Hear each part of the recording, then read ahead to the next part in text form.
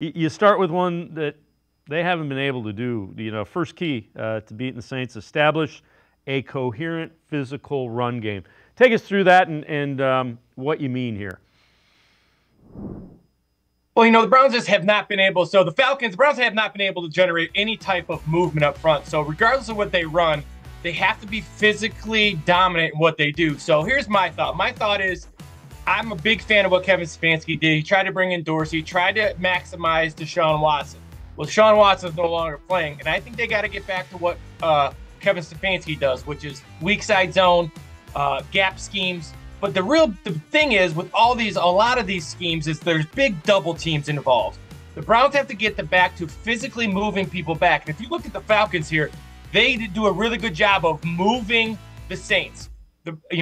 Going back to like what you said, looking for their third win, the coaches got to get back to work and not worry about anything else but what the Saints do. And this is a defense they can run the ball on, but they got to get back to basics, being physical and run the ball downhill.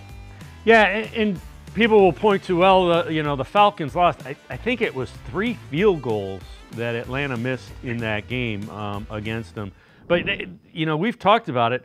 For whatever reason, scheme, injury, the offensive line, which I thought was really good and a strength, has not been good, and it hasn't been a strength of this offense.